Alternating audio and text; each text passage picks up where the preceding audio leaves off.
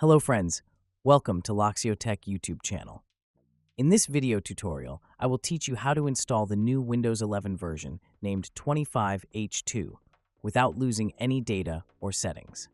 In some systems, while updating 25H2 from 24H2, we need to remove all your data, files, and settings.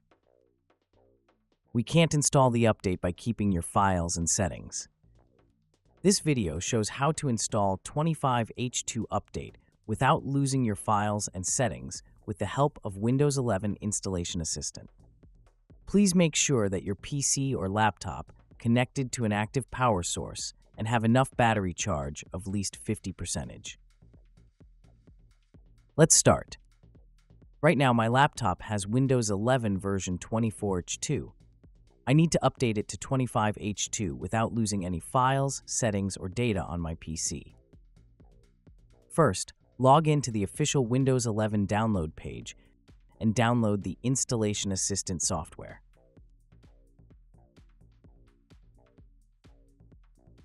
Launch the software. Right now, download the PC Health Check app from the link given in the installation shield.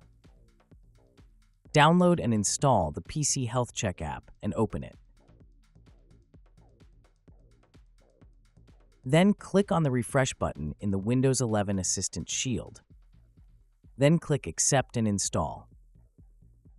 Right now, it will start the downloading process. Make sure that you have an active internet connection with your laptop. Please be patient until it finishes the download process. It will take more than 1 hour, depending on your connection speed. After completing the download process, it automatically verifies and starts the installation process. Please wait until the installation process finishes.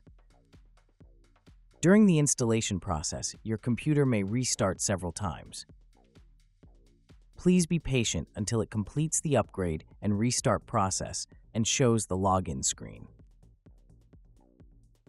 Right now, the updating process has been successfully completed.